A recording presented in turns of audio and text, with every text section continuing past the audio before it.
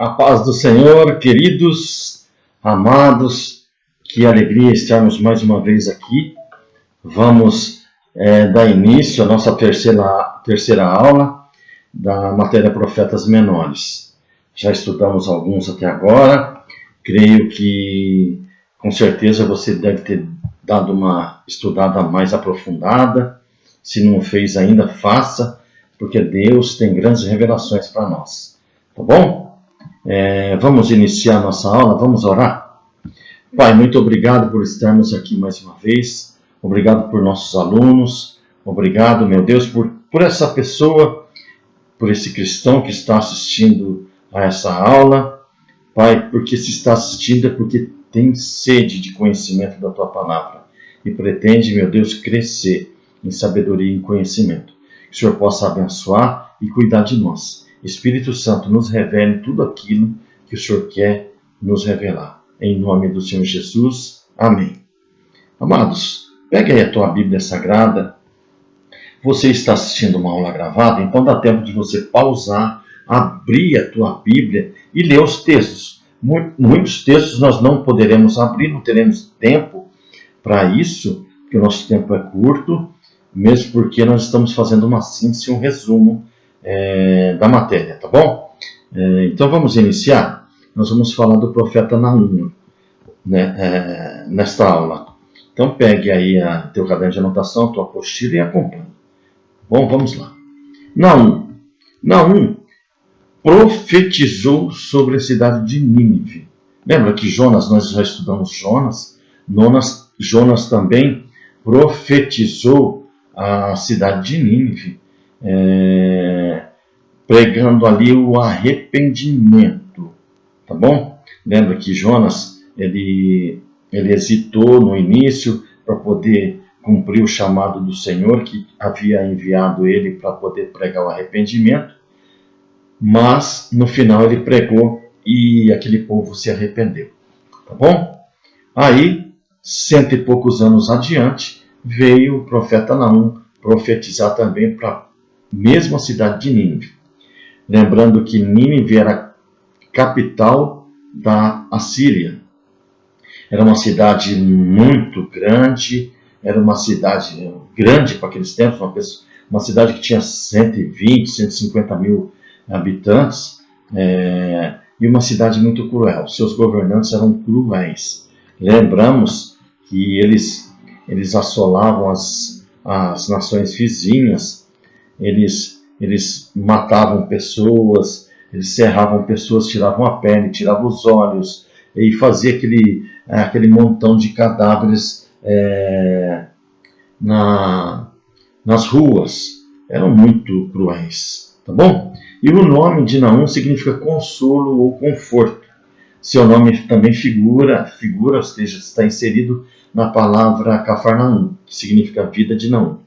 Talvez, não sei, ironicamente, ou depende da visão que nós vemos, esse significado do nome de Naum, consolo, conforto, é uma ironia, porque eles serão destruídos. Naum vai levar uma mensagem de destruição a essa cidade, tá bom?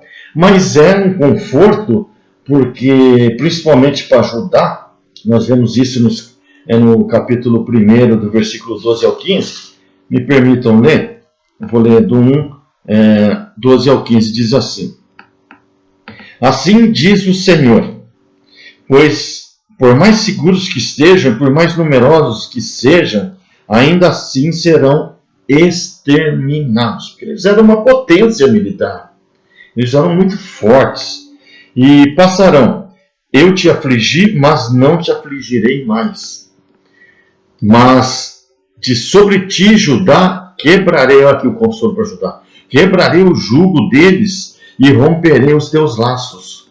Porém, contra ti, Assíria, ou seja, Nínive, o Senhor deu ordem que não haja posteridade, que leve o teu nome. Da casa dos teus deuses exterminarei as imagens de escultura, de fundição, e farei o teu sepulcro, porque és vil, porque és muito cruel. Tá bom? Então tá aqui, é um conforto para ajudar, porque eles eram oprimidos por Judá. Lembra, Judá era o reino do sul, tá bom? Lembra do reino dividido? O reino do norte, chamado de Israel, também cuja capital era Samaria, ali tinha 10 tribos, tá bom? E o reino do sul era formado por duas tribos, a tribo de Judá e a tribo de Benjamim, também conhecido como o reino de Judá, o reino do norte, cuja capital era Jerusalém. E essa mensagem, então, é um conforto para Judá, que era oprimido pelo Império Assírio, que era muito grande, tá bom? A data provável do livro, dessa escrita, é de 630 a.C. O tema da mensagem do profeta Naum é o julgamento de Deus e a destruição de Nínive. Então nós vamos ver aqui que é uma mensagem de juízo, não mais uma mensagem para arrependimento. Tá bom? O versículo-chave que eu coloquei, lembrando que o versículo-chave, cada um lendo o livro pode entender de uma forma diferente um outro versículo. Então o versículo-chave que eu coloquei foi 3,19. Diz assim: não há cura para a sua chaga, para a sua ferida. A sua ferida é mortal. Quem ouve notícias a seu respeito bate palmas pela sua queda, pois quem não sofreu a sua crueldade sem limites? Eles eram muito cruéis. Em outra versão, diz assim: não há remédio para a tua ferida. Está falando, Deus está mandando essa mensagem para a cidade de Nínive. Não há remédio para a tua ferida. A tua chaga é incurável. Todos os que ouvirem a tua fama, ou seja, a tua queda, baterão palmas sobre ti. Porque sobre quem não passou continuamente a tua maldade. Ou seja, todas as nações, quando observarem, quando verem a queda de Nínive, vão bater palmas. É isso que essa palavra está dizendo. Tá bom? Lembrando que a cidade de Nínive, capital da Síria, ficava a cerca de 350 quilômetros ao norte de Bagdá, atual capital do Iraque hoje em dia. Só para você se localizar geograficamente onde está a cidade de Nínive, tá bom? Prosseguindo. Naum não escreveu este livro, fez essa mensagem como uma advertência, como nós já falamos, ou uma chamada ao arrependimento para o povo de Nínive, os assírios.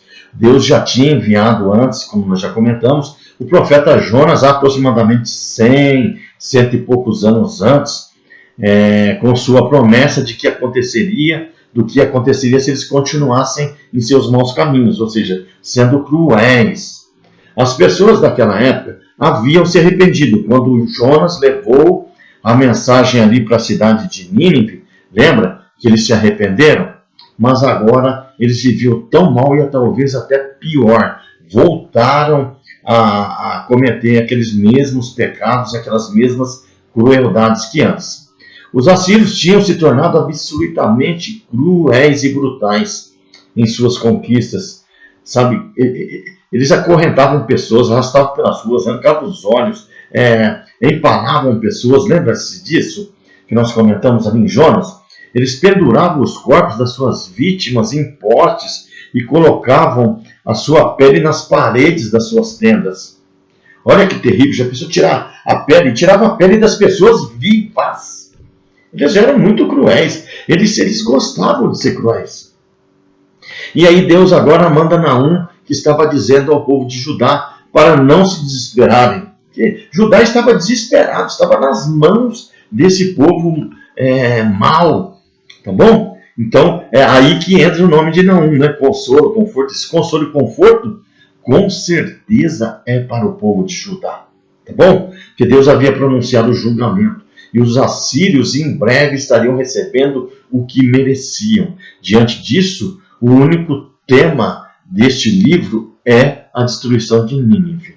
E o nome, conforto, consolo, é referente à cidade a ajudar, tá bom? Trazendo desta forma consolo e conforto para ajudar. Ou seja, nós já lemos esses textos aí que eu coloquei aí. As letras vermelhas que estão aí, que você está vendo, elas estão na apostila do professor e não estão na tua apostila.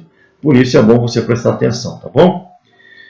Então, pois a Síria era cruel e opressora sobre Judá. A mensagem, então, vamos à mensagem agora.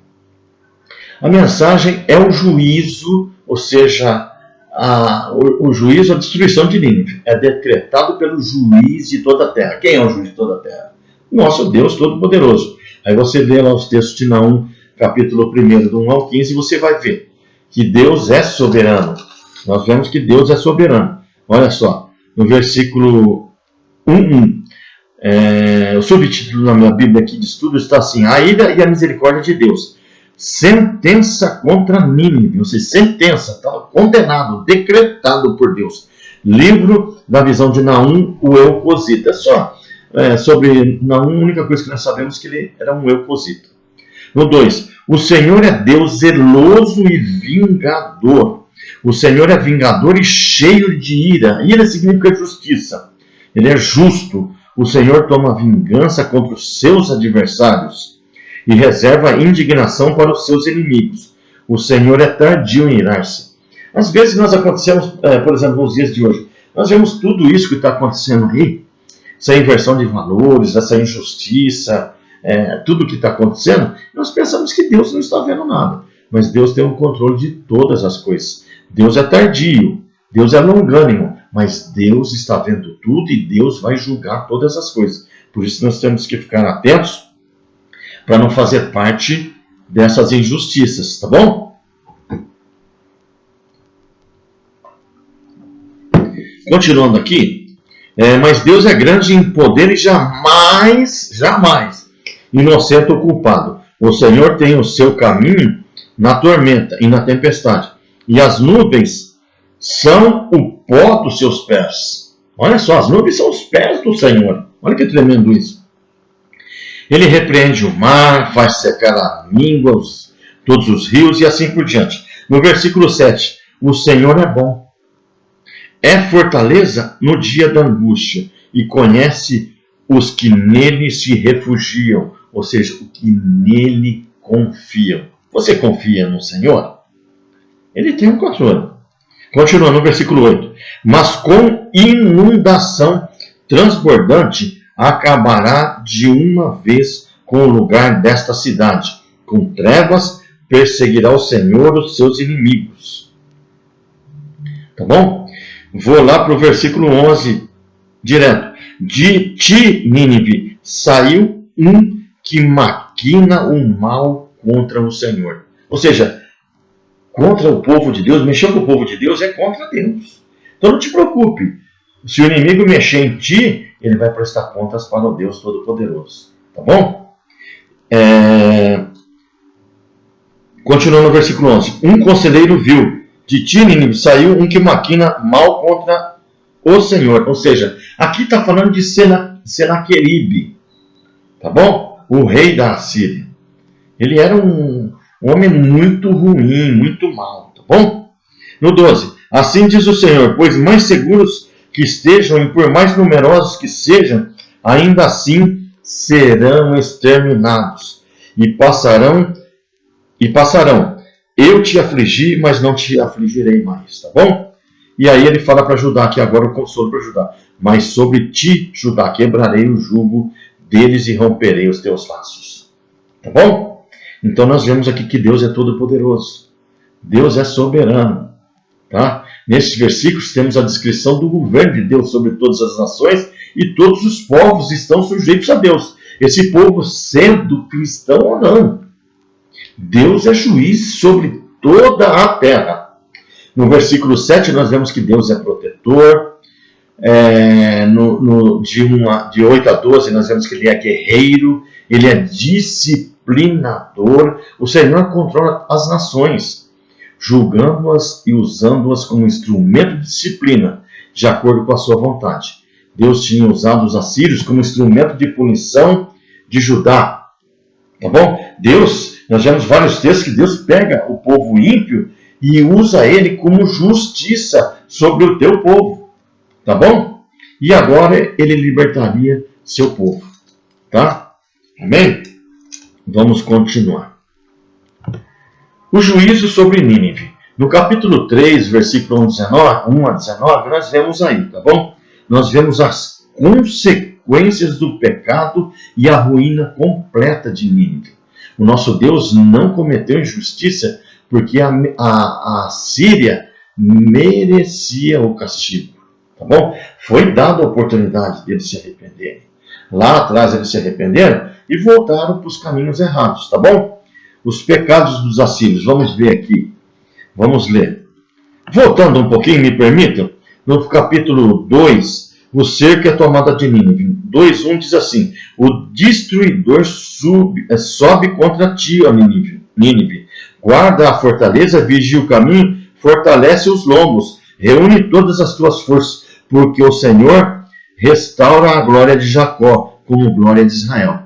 Sabe que eles se achavam, eles tinham um poder muito grande, eles eram fortes, um exército muito preparado, então eles achavam que ninguém conseguiria abatê-los, que eles eram indestrutíveis. Então é isso que Deus está dizendo para eles: se prepara, porque agora virá a mão do Todo-Poderoso sobre vocês, tá bom? Nós vimos aí também, no versículo 2:7, está decretado, a cidade rainha está despida, levada ao cativeiro, e as suas servas gemem como pombas e batem no peito. No 2:11, onde está agora o covil de leões? Está falando para Nínive, Deus. E o lugar de pasto dos leõezinhos, onde passeavam o leão, a leoa e o filhote do leão, sem que ninguém os espantasse. Eis que estou contra ti. Olha que palavra forte. Ele diz aqui no versículo 2:13. Olha só. 2:13. Eis que estou contra ti, diz o Senhor dos Exércitos. Imagina Deus falando isso. Eis que estou contra ti. Que terrível. Continuando. Diz o Senhor dos Exércitos: queimarei na fumaça os teus carros, a espada devorará os teus leõezinhos, arrancarei da terra a tua presa, e já não se ouvirá a voz dos teus embaixadores. Tá bom? Aí nós vemos aqui no 13, né? O poder militar deles era muito grande. Estou vendo aqui no que eles tinham prazer, voltando um pouquinho, eles tinham prazer de derramar sangue e empilhar cadáveres de seus adversários. Tá bom? O Senhor vai transformar essa cidade em cidade ensanguentada. Montes e mais montes de cadáveres de seus habitantes. No 3:1 ao 3, vamos ver isso aí. Ai da cidade sanguinária, que é Nínive, toda cheia de mentiras, de roubo, e que não solta a sua presa. Sabe que nem leão pegava e abatia tuas presas? Eis o estalo de açoites e o estrondo das rodas, o galope de cavalos e de carros que vão saltando, e os cavaleiros que esporeiam a espada flamejante, o relampejar da lança e multidão de transpassados, massa de cadáveres mortos sem fim, tropeça gente sobre os mortos. Tudo isso por causa da grande prostituição da bela e encantadora meretriz, mestra de feitiçarias, que vendia os povos com a sua prostituição e as gentes com as suas feitiçarias. Eis que eu estou contra ti, diz o Senhor dos Exércitos. Levantarei as abas da tua saia e sobre o teu rosto, e mostrarei às nações a tua nudez, e aos reinos as tuas vergonhas. Lançarei sobre ti imundícias, tratar-te-ei com desprezo, te porei por espetáculo. Há de ser que todos os que te virem fugirão de ti e dirão: Nínive está destruída. O povo vai bater palma com essa destruição, com esse julgamento de Deus. Quem terá compaixão de mim? De onde buscarei os que te consolem? És tu melhor do que Noamon, que estava situado ao norte do Nilo? É uma cidade lá do Egito que eles destruíram. E seus canais cercados de águas, tendo por baluarte o mar, por muralha, a Etiópia do Egito eram a sua força, e esta sem limite. Put e Líbia, seu socorro. Deus aí vai falando. Tira a água para o tempo do seco, fortifica as tuas fortalezas, entra no barro, pisa a massa, toma a forma para ladrilhos. No entanto, o fogo ali te consumirá. A espada te exterminará, consumir-te-á como gafanhoto. Ainda que te multiplicas como gafanhoto e te multiplicas como a locusta. Lembra dessas locustas, daqueles 4 tipos de gafanhotos que fizeram aquela destruição ali, que nós lemos no livro de Joel? Ainda que fizeste os teus negociantes mais numerosos do que as estrelas do céu, o gafanhoto devorador invade e sai voando. Querido, você lê, eles serão exterminados. O castigo será proporcional ao pecado. Ninguém se compadecerá de Nínive. Nínive nunca se levantará novamente. Olha os versículos 3, 18 e 19. Os teus pastores dormem. Ó rei da Síria, os teus nobres dormitam. O teu povo se derrama pelos montes e não há quem ajunte. Não há remédio para a tua ferida. A tua chaga é incurável.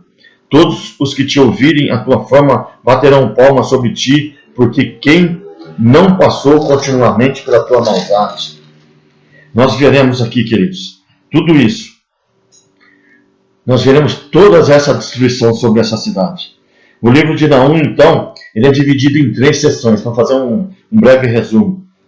Tá bom? A primeira descreve o grande poder de Deus, que nós vimos aí, o Deus Todo-Poderoso. O poder que opera de forma de proteção para o justo, mas o julgamento para a pessoa vil e cruel. Embora Deus, preste atenção nisso, embora Deus não seja rápido em julgar, sua paciência não pode ser admitida sempre. Tá? Toda a terra está sob o controle de Deus. E quando ele aparece em poder, até mesmo a natureza treme diante dele, como nós vimos no capítulo 1, do versículo 1 a 8. Na sua condição de miséria e aflição, Judá podia facilmente duvidar da bondade de Deus e até mesmo questionar o seu poder. Mas o Senhor promete levar boas novas, no versículo 15, que nós temos aí. Vamos repetir aqui, versículo 1, 15.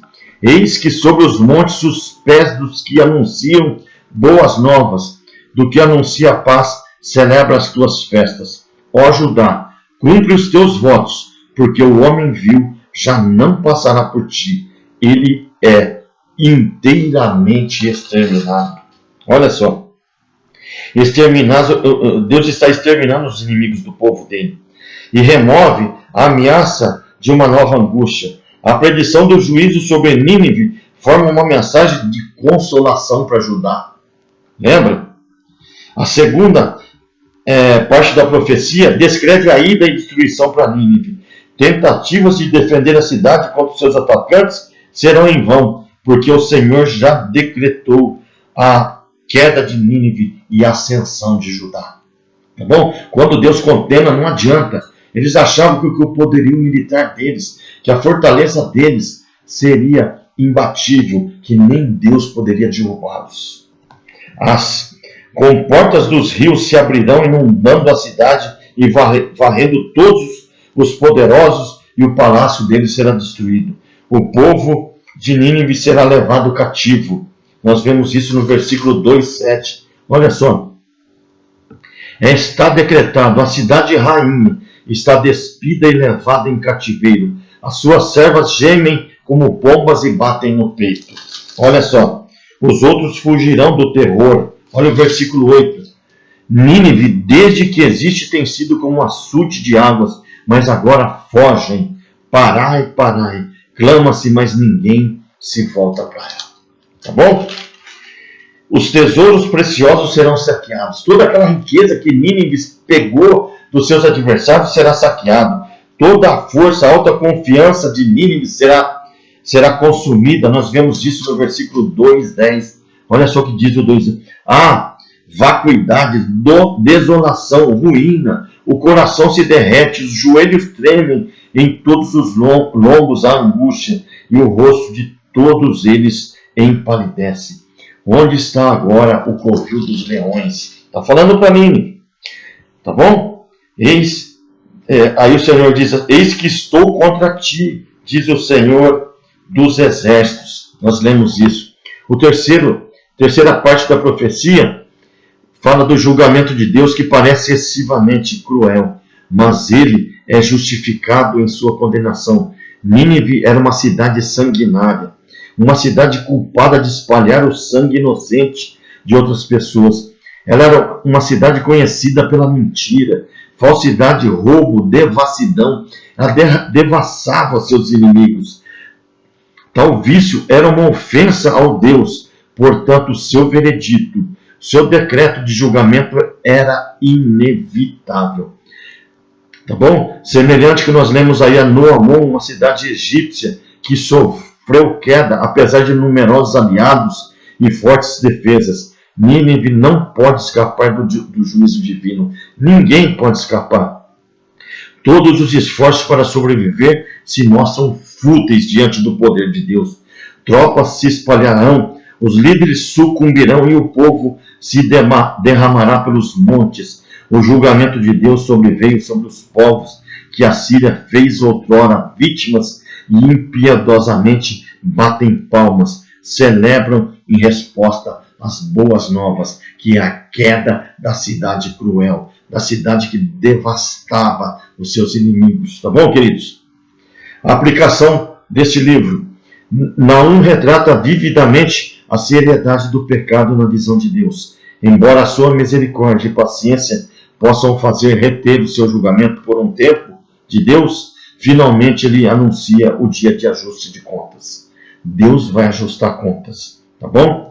Naum nos chama para uma séria autoavaliação e nos adverte contra o sutil do pecado, de crer que a vida pode ser vivida longe da vontade dos caminhos do Senhor. Tá bom? O uso e o abuso de outras pessoas são pecados aos olhos de Deus.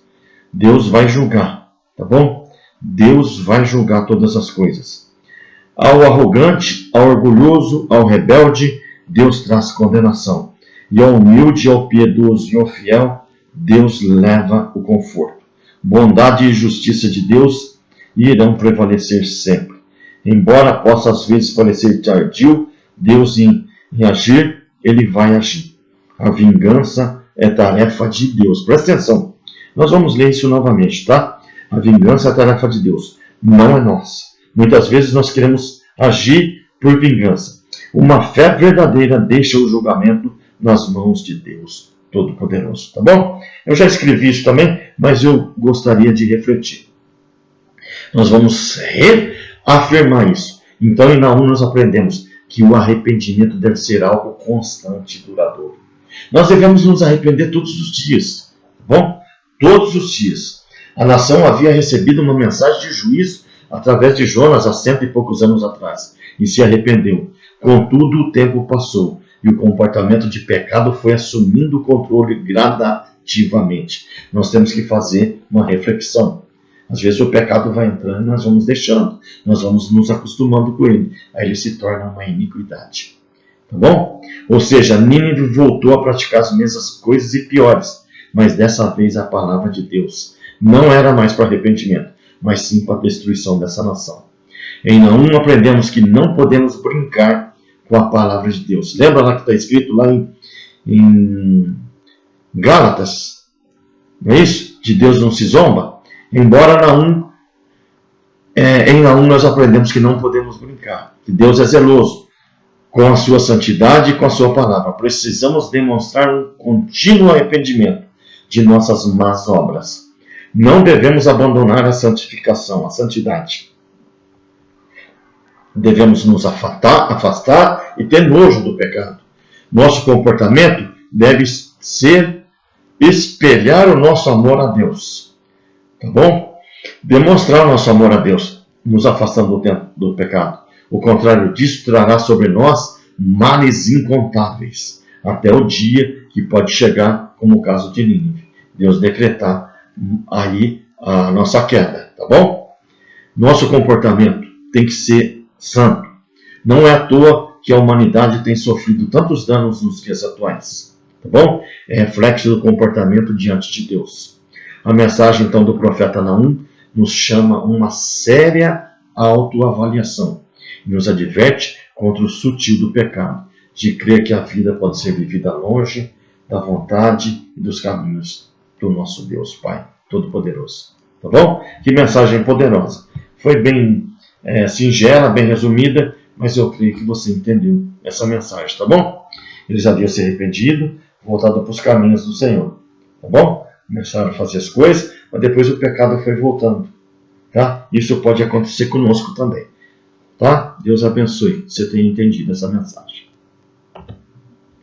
Vamos agora falar sobre o profeta Sofonias.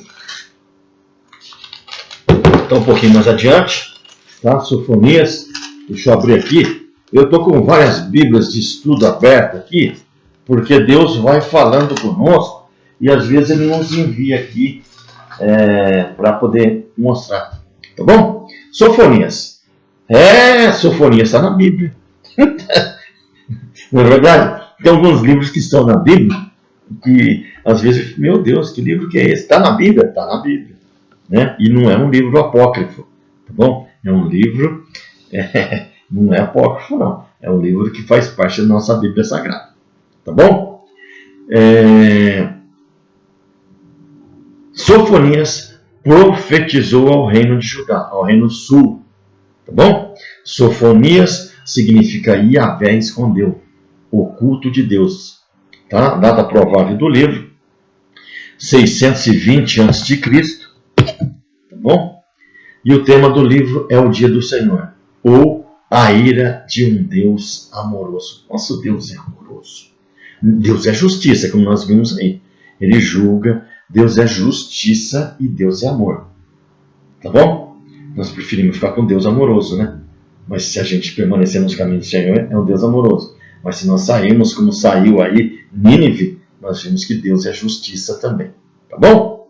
O versículo-chave que nós colocamos aqui é o 2:3. Busquem o Senhor, todos vocês, humildes do país, vocês que fazem o que Ele ordena. Busquem a justiça, busquem a humildade, talvez vocês tenham abrigo no dia da ira do Senhor. O dia da ira, o dia do Senhor, será o dia do julgamento, tá bom? Nós vamos ver isso aí no final dos tempos. Haverá o grande dia do Senhor, tá bom? Quando a igreja for arrebatada ao céu, a nossa escola, ela tem a visão pré-tribulacionista, ou seja, o que é isso? A igreja do Senhor, os justos, aqueles que aceitaram Jesus em vida, serão arrebatados antes da tribulação, tá bom? Nós baseamos isso em Isaías 57:1. Depois você vê isso aí. Não interessa aqui agora. Tá? Aí lá no céu, quando a igreja estiver lá no céu, vai ter as bodas do Cordeiro, ou seja, do casamento da igreja, que é a noiva, com o noivo, que é o Senhor Jesus. Haverá ali simultaneamente, ou seja, concomitantemente, ao mesmo tempo, o tribunal de Cristo, onde serão ali, Deus vai julgar todas as nossas obras, tá bom?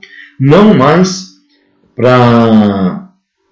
já estaremos salvos, mas não mais para salvação, tá bom? Mas para distribuição de galardão.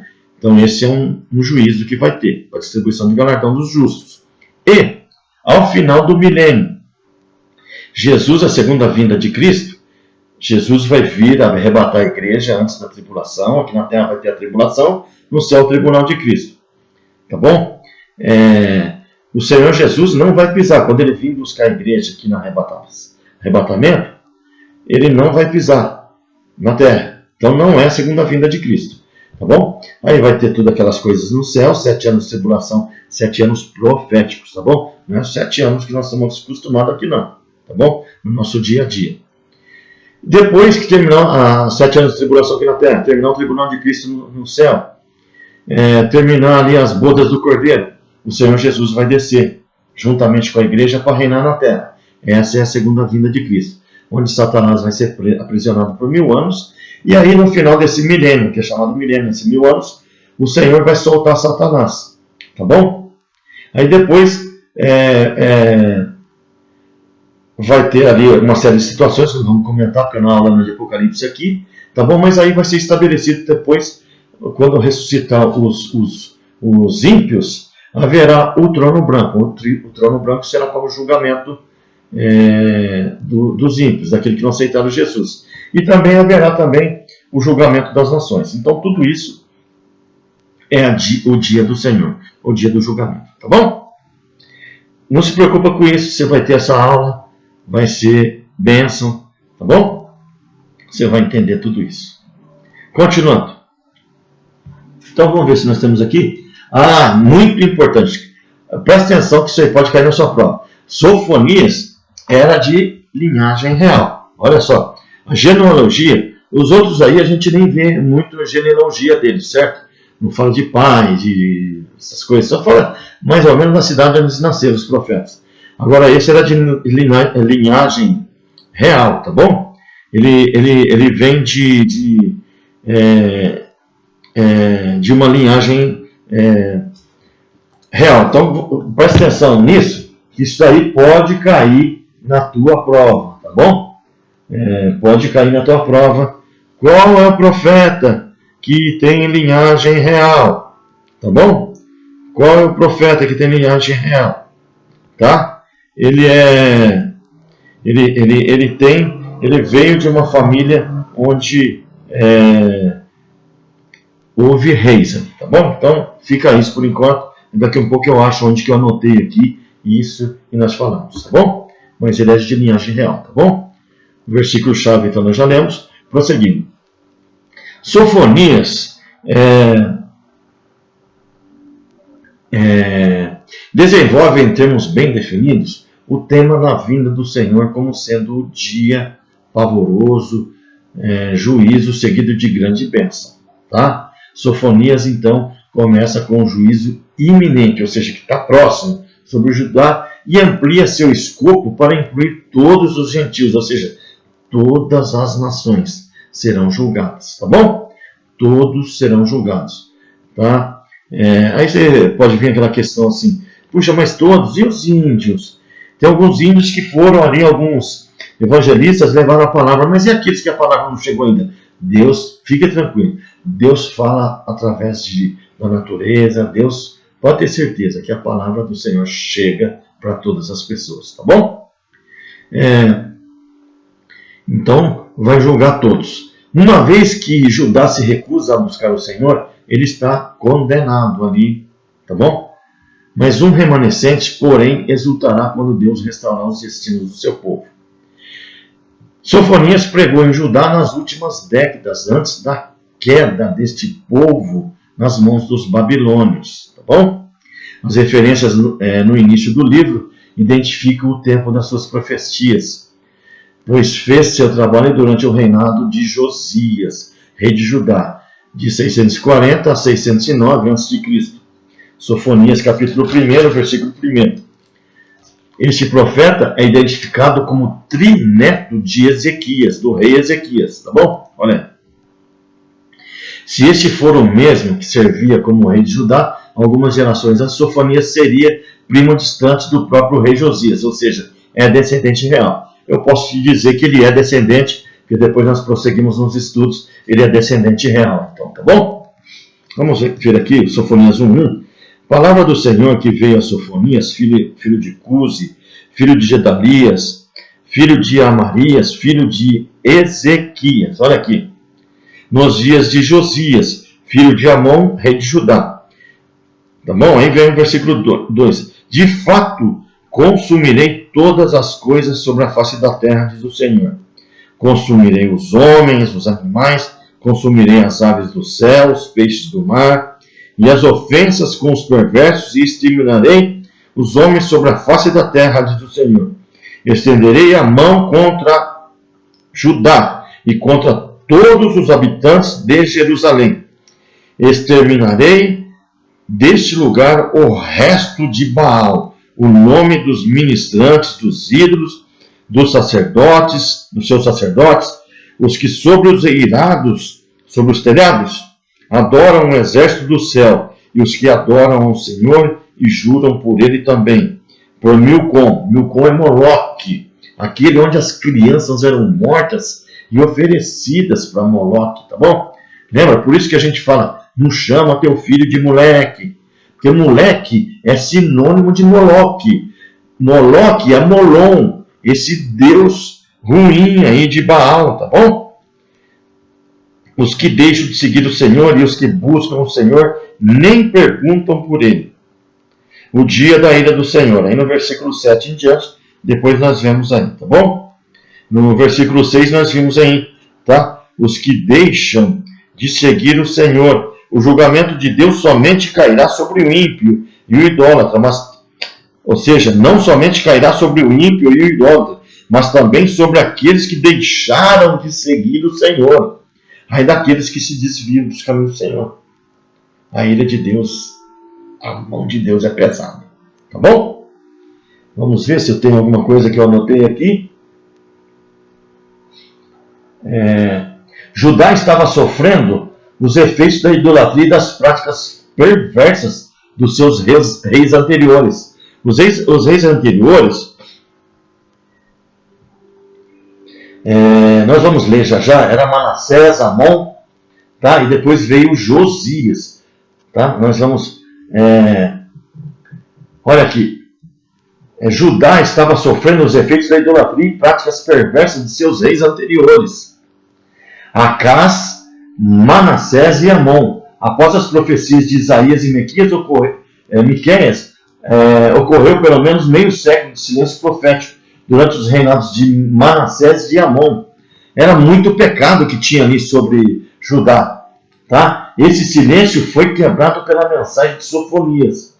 Sofonias pregou a necessidade de buscar a Deus em vista do julgamento que se aproximava de Judá, referido como o dia do Senhor, tá bom? Ele também levou a promessa de Deus para estabelecer uma punição do restante do seu povo. As profecias então são para Judá. Tá bom? Vamos em frente. A mensagem de Sofonias é curta, objetiva e forte. Ele usa a linguagem que tem um tom de castigo final e universal para descrever o fim do mundo, como os judeus o conheciam. Apesar dessa linguagem no capítulo 1, o último capítulo deixa claro que ele teria uma restauração de sobreviventes. A destruição prevista aqui não foi universal nem total, porque sempre tem aquele, lembra? Sempre tem aquele remanescente, sempre tem no meio de uma nação alguém que ainda crê em Deus, alguém que crê nos caminhos do Senhor, e que essas pessoas sejam nós, não é verdade? Tá? E ali também tinha, mas aqueles que se desviavam e nem procuravam, no versículo 1:6, os que deixam de seguir o Senhor e os que não buscam nem perguntam por ele mais, esses vão ser destruídos, tá bom? O conteúdo do livro se divide conforme os capítulos. No capítulo 1 vem o juízo de Judá e de Jerusalém, no versículo 1-6 que nós já lemos. Prediz a destruição de pelo menos 6 coisas. Nós vimos aí, talvez ficou desapercebido, os ídolos. Eles tinham muitos ídolos, tá? Baal, deus dos fenícios e dos cananitas. Milcom ou Malcã, conhecido como Moloque, era deus dos amonitas. Os quemarins era o nome dado aos sacerdotes ligado ao culto dos ídolos, tá? E os adoradores abertos adoravam o exército do céu sobre os telhados das casas. Esse que nós lemos aqui, tá? Aqueles que, no versículo 5, os que sobre os eirados, ou seja, telhados, adoram o exército do céu. Eles adoravam as estrelas, adoravam a lua, adoravam tudo isso aí, tá bom? os adoradores secretos, eles adoravam o Senhor e juravam pelo Senhor e por Milcom, sabe? Hoje em dia tem muito ainda. Tem gente que está no espiritismo, tem gente que está na macumbaria e mesmo assim vai na igreja. E adora a Deus Todo-Poderoso como se Deus aceitasse a adoração, como se Deus aceitasse o sacrifício deles, como se Deus aceitasse a oferta, como se Deus aceitasse o dízimo. E eles vão lá para o terreiro, eles fazem o mal para os outros e outras mais aí, tá bom? Ainda tem hoje em dia, lá naquela época também tinha, tá bom? Os apóstatas, os que deixaram de seguir o Senhor, e hoje em dia está assim, queridos. Muita gente apóstata. Tem pessoas que vêm para a igreja, ela vem buscar a bênção. Aí ela recebe a bênção e vai embora. Se afasta de Deus. Aí a coisa aperta, ela volta para buscar a bênção. E Deus sabe, né? Deus podia abençoar de novo? Podia. Mas Deus às vezes segura. Aí essa pessoa fala, aquela vez ela não foi Deus, não. Foi não sei o quê. E acaba se afastando de Deus. Tá bom? Porque não tem coração puro, não tem coração firmado em Deus. Então, às vezes a gente pede alguma coisa para o Senhor e não é o tempo que nós recebemos, ou aquilo não é para nós. E nós não entendemos. Os caminhos do Senhor são diferentes dos nossos caminhos, né? Diz lá em Isaías. Tá bom? Nós temos que entender isso. Os que deixaram de seguir o Senhor, mesmo que não adorassem ídolos, não eram crentes. E tem também os indiferentes. Deus vai destruir tudo isso. Tá bom? Os que não buscam ao Senhor nem perguntam mais dele. E tem muito. Hein? Continuando. No capítulo 2, espero que você leia. Juízo sobre as nações. Antes de predizer o castigo que será derramado sobre os povos,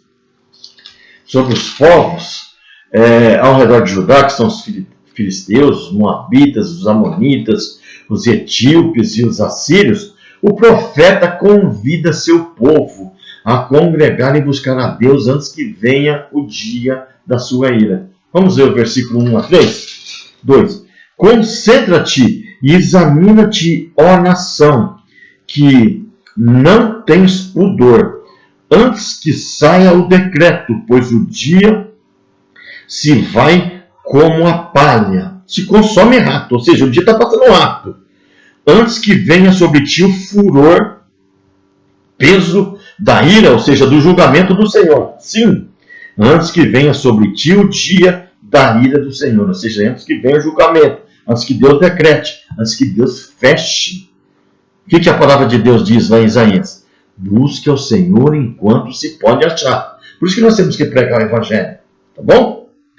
No 3, Sofonias 2, 3. Buscai ao Senhor, vós, todos os mansos da terra, que cumpris o seu juízo. Buscai a justiça, buscai a mansidão. Porventura, lograreis esconder-vos do dia da ira do Senhor? Gente, ninguém vai escapar do dia da ira do Senhor. Ninguém vai escapar do julgamento. Ninguém vai escapar.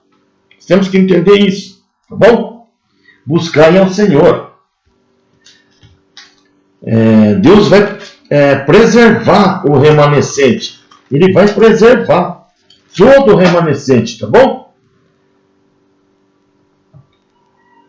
Olha, o profeta recomenda a insistência que o povo de Judá buscasse Yahvé, ou seja, Deus, somente Yahvé, com justiça e com humildade.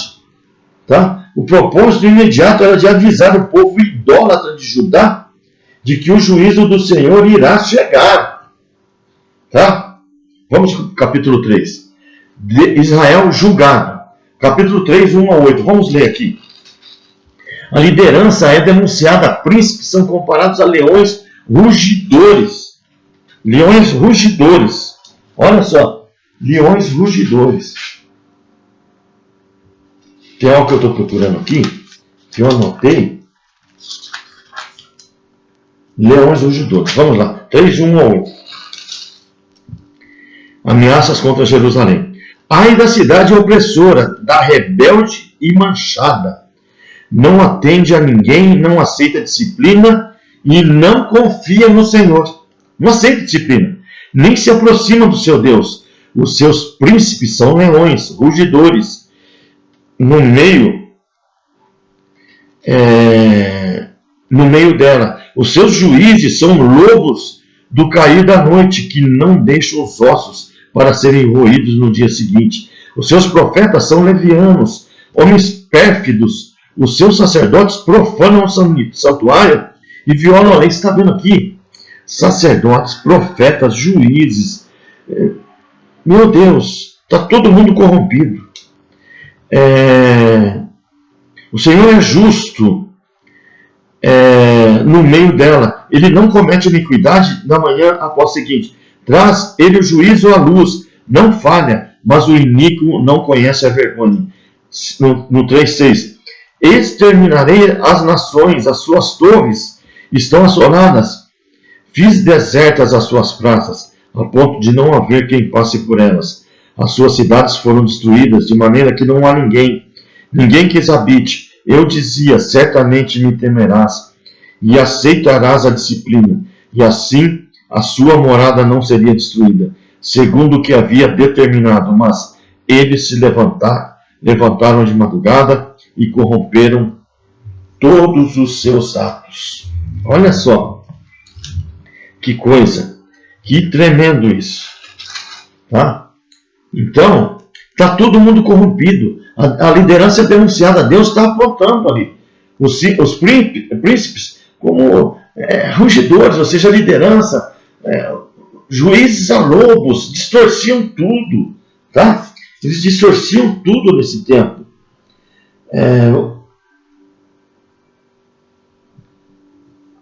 Nós temos que falar de Josias também, tá bom? Tudo isso está acontecendo, tá bom? E do versículo 3, do 9 ao 20, Sofonias encerra seu livro relatando o lado alegre do dia do Senhor. Ele salienta a salvação do remanescente de Israel em meio à destruição das nações, tá? Em meio à destruição das nações. Queridos, eu não li aqui, mas no início nós vimos aí, me permitam voltar um pouquinho, nós falamos que Sofonias é de linhagem real, sabe? E que essa idolatria, esses pecados de Judá, era devido a esses reis que vieram antes aí, que nós temos Acaz, Manassés e Amon, deixaram a idolatria entrar, tá bom? Aí, depois da morte de Amon, veio Josias. Josias começou a governar com 8 anos, tá bom? Está lá em 2 Reis, capítulo 22, e ele fez o que era reto perante o Senhor. Andou em todo o caminho de Davi, seu pai. Não se desviou nem para a direita nem para a esquerda, tá bom? Josias mandou o escrivão Safã à casa do Senhor, dizendo para fazer a reforma do templo. E quando eles foram fazer a reforma do templo, depois você lê lá, 2 Reis 2, 22 e 23, ele mandou fazer a reforma do templo, tá bom? E ele foi um ótimo rei, foi um rei temente a Deus. E ali, quando eles estavam fazendo ali, foi achado, foi descoberto ali o livro da lei na casa do Senhor. E aí o sacerdote Ilquias entregou o livro e Safã leu diante do rei. E rei, vendo tudo aquilo, mandou inclusive consultar a profetisa Hulda, que falou, não, isso aí é palavra de Deus mesmo. E aí ele trouxe a palavra. Josias, o rei, fez que lesse para toda a nação, para que eles guardassem esses mandamentos, tá? E aí ele decretou que tirassem todos os utensílios de Baal, estátuas, queimasse tudo, jogasse tudo fora, tá bom? Mandou, inclusive, destruir até os sacerdotes dos idólatras aí de Baal, de Moloque, de todos esses deuses, né, desse povo, tá bom? E aí ele determinou também para que o povo celebrasse a Páscoa, tá bom?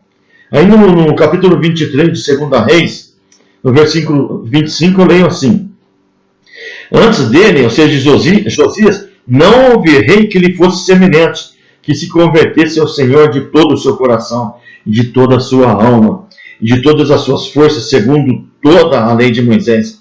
E depois dele nunca se levantou outro igual. Olha só o 26. Nada obstante, o Senhor não desistiu do furor da sua grande ira, ira que ardia contra Judá. É por isso que veio esta palavra de Sofonias sobre Judá. Você vai entender isso. Deixa eu terminar de ler e já explico.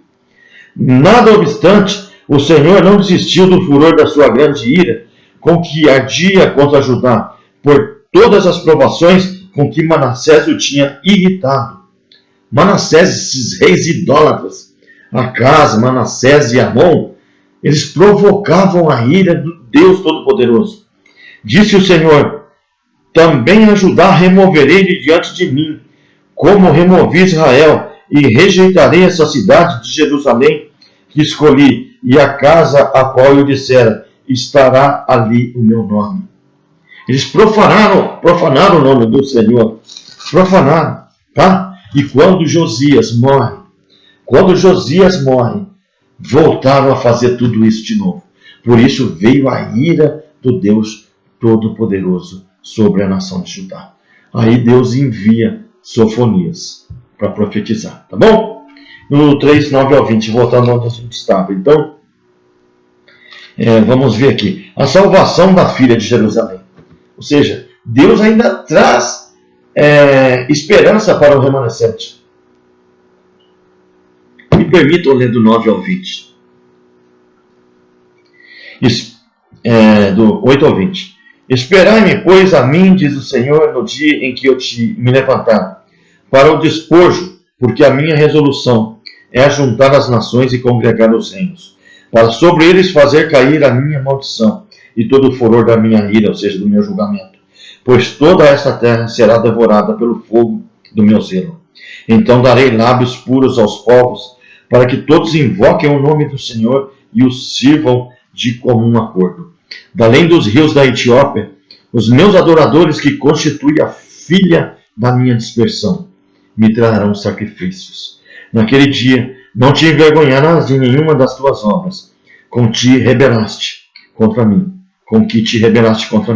Então tirarei do meio de ti os que exultam na sua soberba, e tu nunca mais te ensoberbecerás no meu santo monte, mas deixarei no meio de ti um povo modesto e humilde, que confia no nome do Senhor. Olha que lindo. Os restantes de Israel não cometerão iniquidade, nem proferirão mentiras, e na sua boca não se achará língua enganosa, porque serão apacentados. Deitar-se-ão e não haverá com que se espante. Canta, ó filha de Sião, rejubila, ó Israel, regozija-te, ou seja, alegra-se de todo o coração, exulta, ó filha de Jerusalém. O Senhor afastou as sentenças que eram contra ti, e lançou fora o teu inimigo, o rei de Israel. O Senhor está no meio de ti. Tu já não verás mal algum.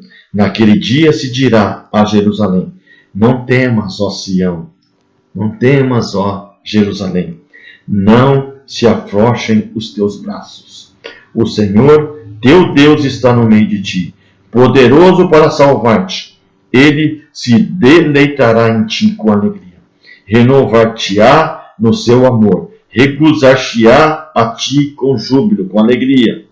Os que estão entristecidos, por se acharem afastados das festas solenes, dos cultos, eu os congregarei. Estes são de ti, e sobre os quais pesam opróbrios, ou seja, ofensas, desonras. Eis que naquele tempo procederei contra todos os que afligem, ou seja, no dia do julgamento. Salvarei os que cocheiam e recolherei os que foram expulsos, e farei deles um louvor em nome em toda a terra, em que sofreram ignomia. Naquele tempo eu vos farei voltar e vos recolherei. Certamente farei de vós um nome e um louvor entre todos os povos da terra. quando eu vos mudar a sorte diante dos vossos olhos, diz o Senhor. Aleluia! Ele salienta a salvação do remanescente de Israel em meio à destruição das nações. Continuando, há várias mensagens importantes em Sofonias. Primeiro, a realidade da justiça divina. Mesmo tratando do seu povo escolhido, Deus usa linguagem forte para falar de um castigo terrível. A justiça de Deus é vista como um assunto desagradável e incoerente quando falamos sobre o amor e a misericórdia do Senhor. Mas a Bíblia, tanto no Antigo como no Novo Testamento, claramente ensina que Deus castiga e destrói as pessoas e as nações que persistem na rebeldia contra Ele. Deus não se junta com o pecado. Tá bom? É no Novo Testamento que encontramos essas afirmações fortes. Considerai, pois, a bondade e a severidade de Deus para com os que caíram. Severidade, mas para contigo a bondade de Deus. Se nela permaneceres, doutra sorte também tu serás cortado. Romanos 11, 22.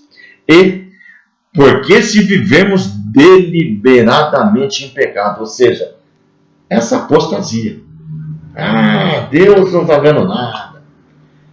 Depois de termos recebido o pleno conhecimento da verdade, já não resta sacrifício pelos pecados. Pelo contrário, certa expectação horrível de juízo e fogo vingador prestes a consumir os adversários. Horrível coisa é cair nas mãos do Deus vivo. Meu Deus, vou repetir. Porque se vivemos deliberadamente em pecado, depois de termos recebido o pleno conhecimento da verdade, aquelas pessoas que se afastam dos caminhos do Senhor, os apóstatas, horrível é cair nas mãos do Senhor. Tá bom? Depois você lê os textos de Hebreus. 2. A realidade da clemência divina. Sofonias não negligencia a mensagem da graça. O mesmo Deus que traria tamanho castigo contra o seu povo, lhes estenderia a sua misericórdia também. O Senhor, teu Deus, está no meio de ti, poderoso para salvar-te. Ele se deleitará em ti com alegria, renovar-te-á no seu amor, regozijar-se-á em ti com júbilo. 3,17. Esses dois aspectos do trabalho divino ilustram bem o conceito bíblico do dia do Senhor. Seja o castigo de uma cidade, uma nação ou do mundo inteiro, é um dia no qual Deus rejeitará e castiga e castigará os rebeldes, mas salvará e salva e protege os fiéis a Ele. Amém, queridos? 3. O que Deus deseja do homem? O que Deus deseja dos homens? No contexto das ameaças contra os gentios da Filístia, Deus disse: buscai o Senhor, vós todos os mansos da terra, que cumprisse o seu juízo. Buscai a justiça, buscai a mansidão, porventura lograreis esconder-vos do dia da ira do Senhor. Gente, nós temos que praticar a justiça. Nós temos que amar as pessoas. Nós temos que perdoar. Nós temos que ser justos, nós temos que buscar, nós temos que ser mansos. Gente, senão não vamos escapar. Deus vai julgar tudo. As pessoas que aceitam esse convite divino são as mesmas que recebem a sua graça salvadora. Sofonias 3,12 diz assim: mas deixarei no meio de ti um povo modesto e humilde, confia em o nome do Senhor. Aleluia!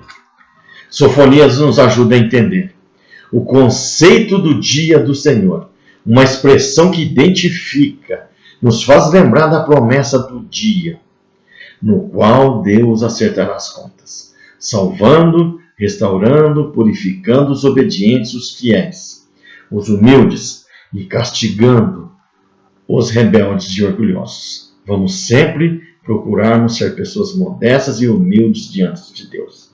Pessoas amorosas, tá bom?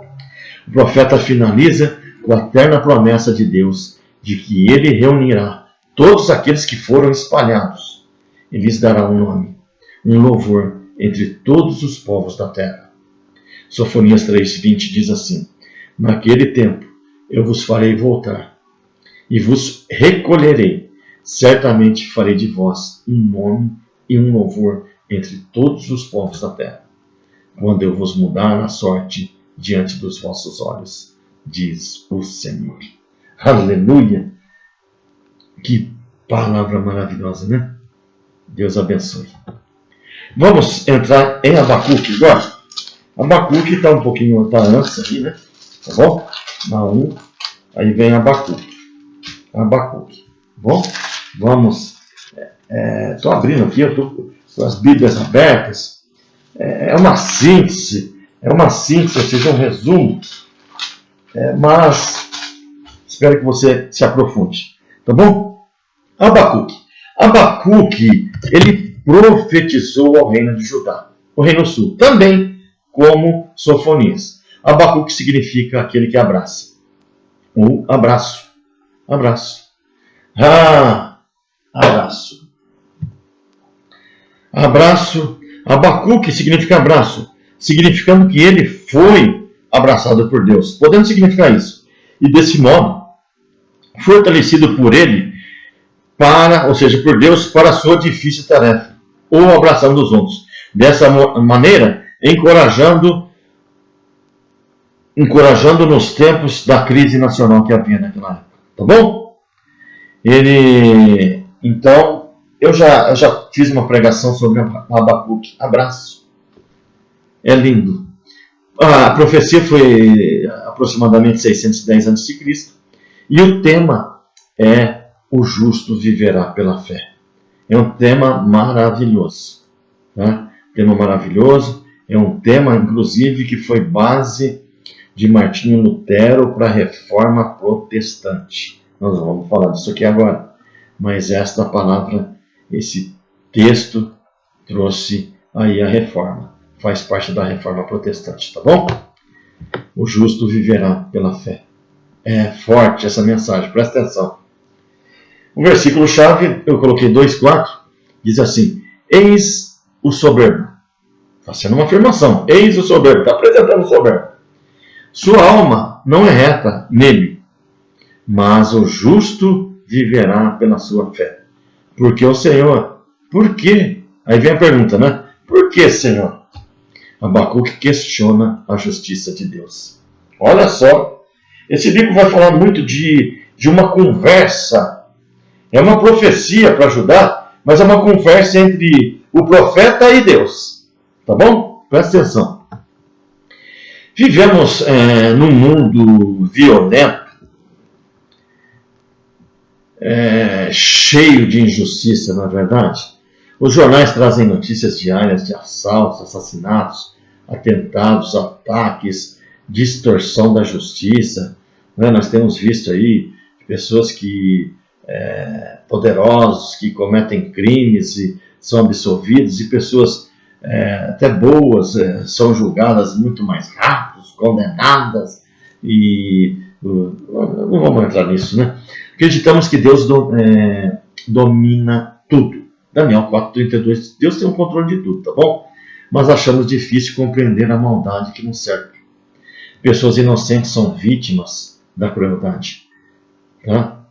Talvez você seja vítima. Nós temos sido vítimas de tudo que tem acontecido. Não é isso? Nações entram em conflitos uma contra a outra. Olhamos para Deus com uma única pergunta: por que, Senhor, permite essa violência e essa injustiça? Não é isso? Talvez você olhe para os acontecimentos que estão passando aí agora, na época que estamos aqui fazendo essa aula, acontecimentos, e você vê tanta injustiça, não é isso? Injustiça, inclusive, vi uma reportagem na distribuição das vacinas.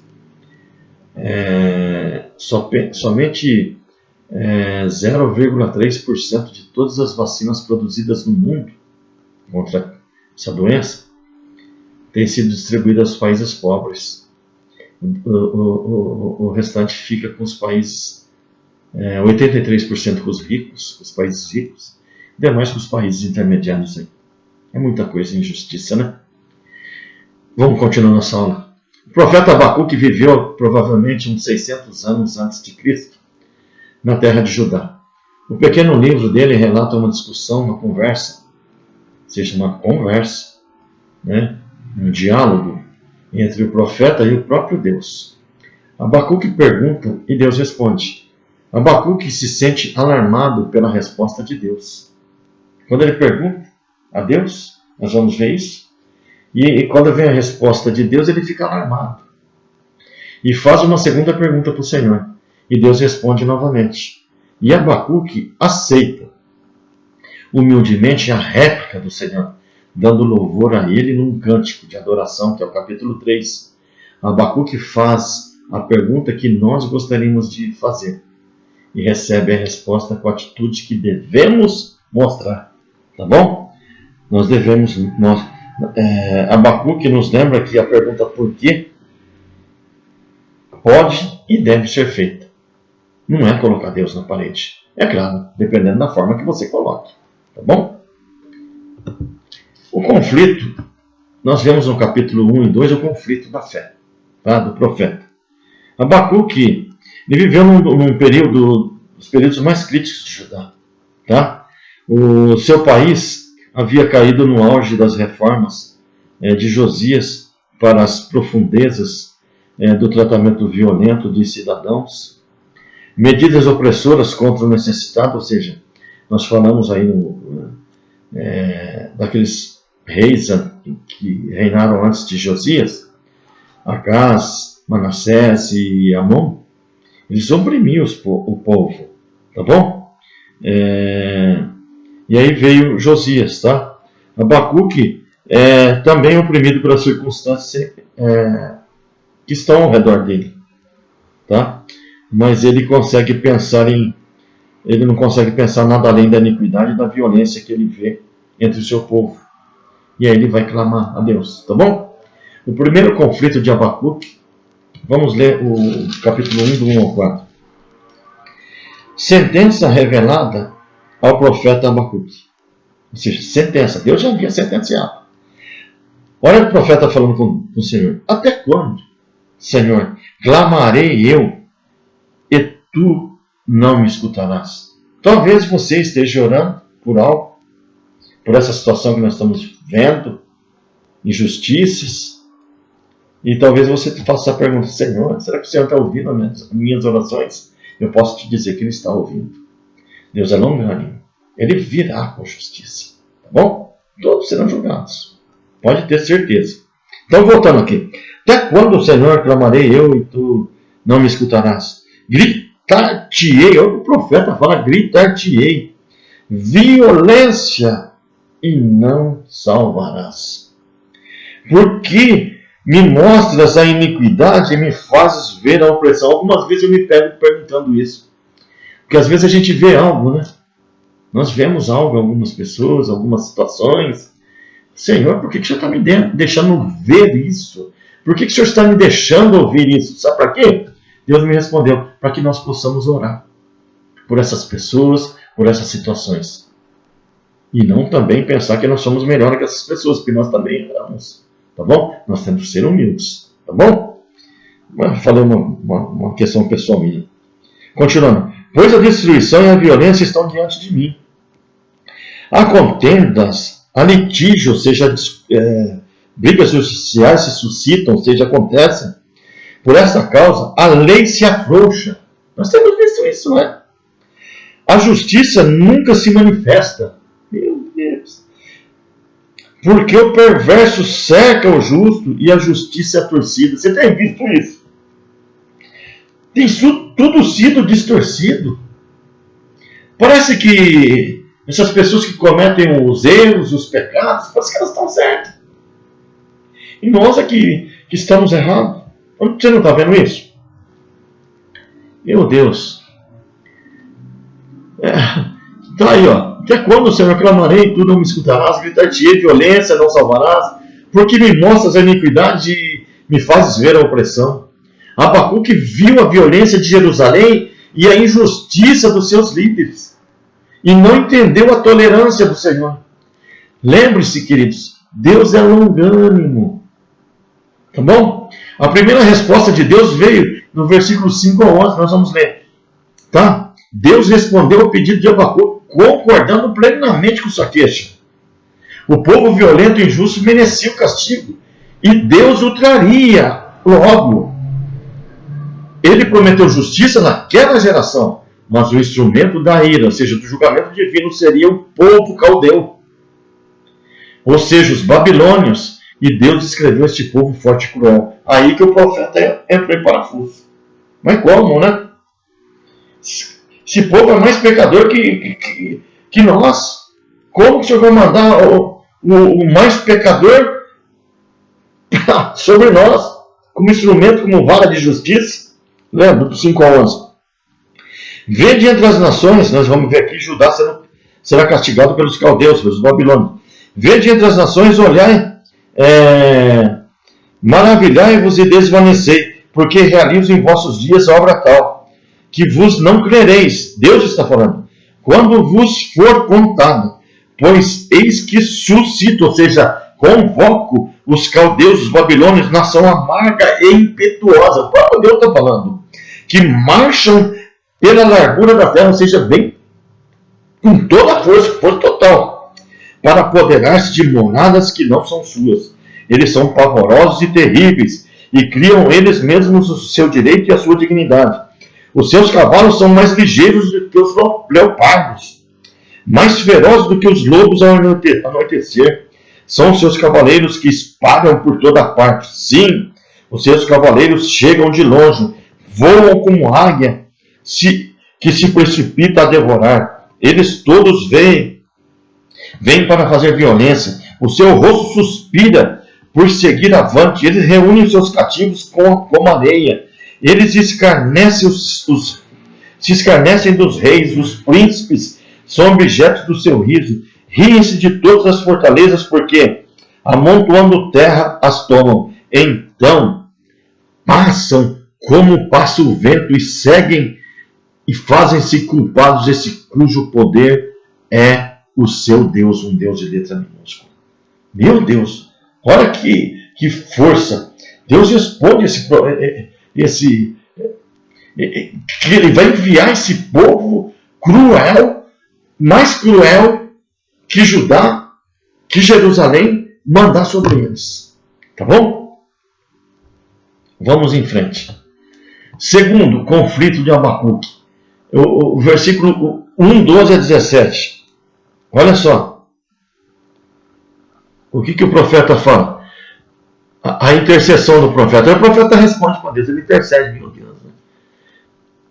Do 12 ao 17. Não és tu, ele está dizendo para Deus, desde a eternidade, ó Senhor, meu Deus, ó meu santo, não és o Senhor? Não morreremos, ó Senhor, para executar juízo. Puseste aquele povo, tu, ó rocha, o fundaste para servir de disciplina. Ou seja, só vou usar esse povo como disciplina para nós. Tu és tão puro de olhos que não podes ver o mal, e a opressão não podes contemplar, pois toleras os que procedem perfidamente, e te calas quando o perverso devora aquele que é mais justo do que ele. Ou seja, Senhor, você vai pôr esse povo para devorar nós. Meu Deus! Até o 17, né? Então, 2:1. No 14. Por que fazes os homens como os peixes do mar, como os répteis que não têm quem os governe? Todos levantam o inimigo com anzol, pescam-os de arrastão e que ajuntam na sua rede de varredura. Por isso ele se alegra e se regozija. Por isso oferece sacrifício à sua rede e queima incenso à sua varredora. Porque por elas enriqueceu a sua porção e tem gordura a sua comida. Acaso continuará por isso esvaziando a sua rede e matando sem piedade os povos? Pôr-me-ei na minha torre de vigia, colocar-me-ei sobre a fortaleza e vigiarei para ver o que Deus me dirá e que resposta eu terei à minha queixa. Deus, ele responde, Deus, mas O Senhor vai colocar esse povo sobre nós. Aí ele falou, ele respondeu para Deus e falou, agora eu vou me colocar, porque agora vai vir mais peso em cima de mim. Segunda resposta de Deus. Então o Senhor respondeu e disse, escreve a visão e torna bem legível sobre tábuas, para que a possa ler quem passa correndo. Deus mostra o motivo de seu castigo ao povo, usando a arrogante, cruel e poderosa Babilônia. Porém, mostra também que ela não ficaria sem castigo. E Deus profere 5 ais. Me perdoe, tem que arruma na tua apostila, está um Deus de letra minúscula aí. Põe Deus de maiúscula, letra maiúscula. Por favor, me perdoa, Senhor, pelo erro de digitação que cometi.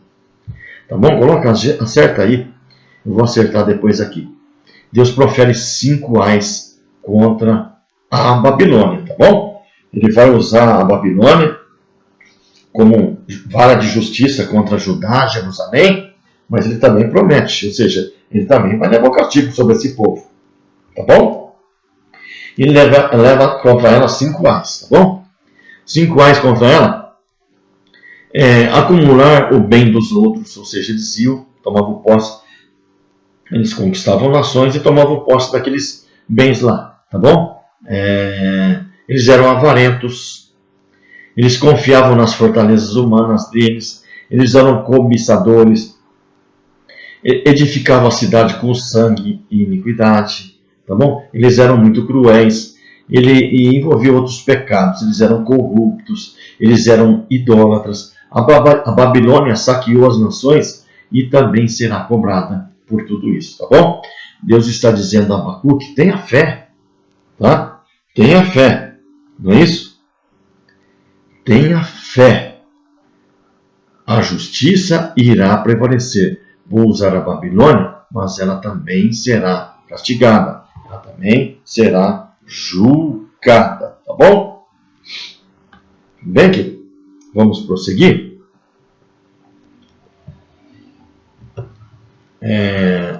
Resumindo, Abacuque, o servo diante do Deus Santo. Do 2:20 ao 3:19, depois prosseguindo aí, tá?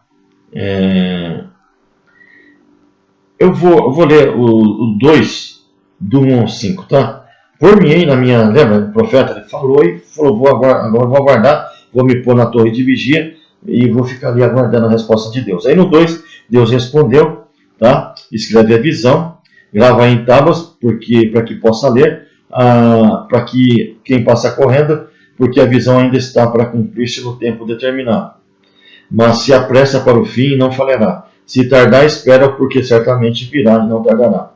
No 4, eis o soberbo. Aí Deus apresenta o soberbo. Eis o soberbo.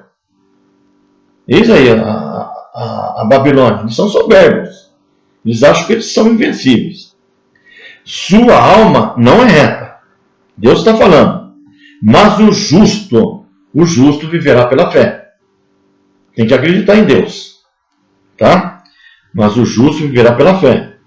Assim como o vinho é enganoso, tampouco permanece o arrogante, cuja gananciosa boca se escancara como o sepulcro, e é como a morte, que não se farta, e ajunta para si todas as nações, e congrega todos os povos, tá bom? Deus vai, então, usar um exército invasor cruel, para resolver um problema interno do seu povo, tá? Os perversos e arrogantes filhos da Babilônia são contrastados como justos e fiéis dentro do povo de Deus, tá? Nós vemos que ele manda escrever nessas tábuas. Nós vemos alguns textos, não vou ler aqui, lá em Isaías nós vemos isso, Deus mandava escrever em pedras, uma série de as suas mensagens, tá bom? Então, vamos voltar aqui. Em contraste com os falsos deuses feitos por mãos humanas, o Senhor, porém, está no seu santo templo. Cala-se diante de toda a terra, no versículo 2:20. Tá bom? Fala aqui dos 5 ais, no início do 2. Tá? E no 2:20. E Abacuque ouviu a segunda resposta de Deus e se sentiu alarmado. No 3:2, nós vemos aqui. Tá? Aí vem a oração do profeta. No versículo 3:2 diz assim: Tenho ouvido, ó Senhor, as tuas declarações e me sinto alarmado. Aviva a tua obra, ó Senhor, no decorrer dos anos, e no decurso dos anos, faze-a conhecida. Na tua ira, lembra da tua misericórdia. Ou seja, ele está clamando por misericórdia do Senhor. Tá bom? Ele não questionou mais. Ele falou isso. Ele clamou pela misericórdia de Deus. Falou, meu Deus, eles vão usar o povo, né, mais poderoso e mais pecador que nós.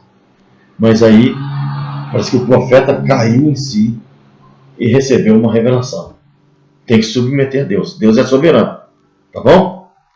Ele não questionou mais. No capítulo 3, nós vemos que é um cântico de louvor no qual o profeta reconhece sabedoria, soberania, a justiça e o poder de Deus. E se mostra absolutamente submisso a ele. Observe que na sua leitura do capítulo, os seguintes pontos. Abacuque pede misericórdia, nós acabamos de ler. Ele sabe que Deus age em justiça, mas ele também conta com a piedade, ou seja, com o amor de Deus. O profeta louva a Deus, dando glória pelo poder e pela sabedoria de Deus. Ele destaca o poder divino, reconhecendo que Deus usa sua grande força para aplicar justiça. Abacuque vê Deus como muito maior do que o universo e, obviamente, muito superior aos inimigos humanos que ameaçam os justos. O profeta se sente fraco, suportando a grandeza da revelação com grande dificuldade. Tá? Ele se submeteu, mas ele não entendia. Tá bom?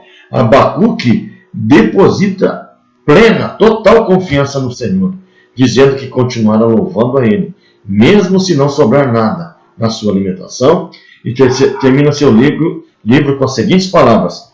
Permita ler, eu vou ler o capítulo 3. Oração do profeta Abacuque sob forma de canto. Tá? Salmo. Canto é salmo. Tenho ouvido, ó Senhor, as tuas declarações e me sinto alarmado.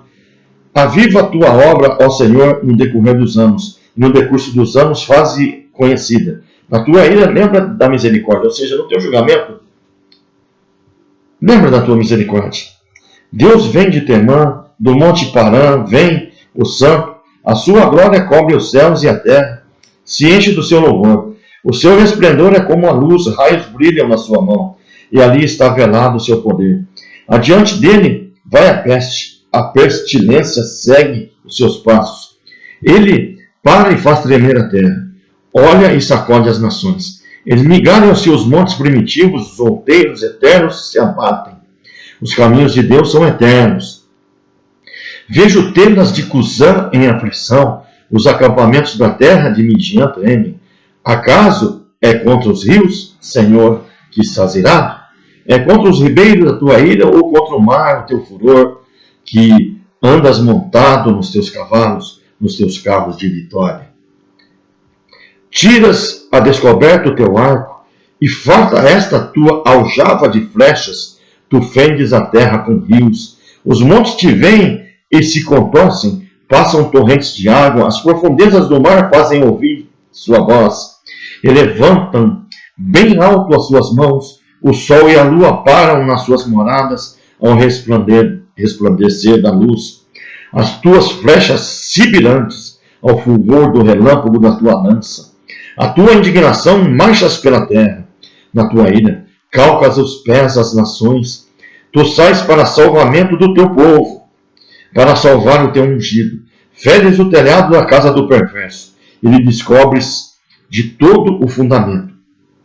Traspassas a cabeça dos guerreiros do inimigo com as suas próprias lanças, os quais, como tempestade, avançam para me destruir. Regozijam-se como se estivessem para devorar o pobre às ocultas. Marchas os teus cavalos pelo mar, pela massa de grandes águas. Ouvi-o, ó meu íntimo. O meu íntimo se comoveu. Olha só, queridos. Que lindo, presta atenção. Vou ler do 16 em diante. Presta atenção. Ouvi-o. Ouvi-o. O meu íntimo se comoveu. A sua voz. Tremeram meus lábios, entrou podridão nos meus ossos, e os joelhos me vacilaram. Ele viu o poder de Deus, pois em silêncio devo esperar o dia da angústia, que virá contra o povo que nos acomete. Deus vai julgar tudo. Deus vai julgar tudo. Permaneça em silêncio. Permaneça clamando a Deus. Acredite na soberania de Deus. Aos olhos do Senhor, nada vai passar. Ele vai julgar tudo. Ele é longânimo, mas ele vai julgar. Voltando no versículo 17, 3,17 de Abacuque. Ainda que a figueira não floresça, nem haja fruto na vide, o produto da oliveira minta e os campos não produzam mantimento. As ovelhas sejam arrebatadas do aprisco, e nos currais não haja gado. Todavia, eu me alegro no Senhor, exulto no Deus da minha salvação.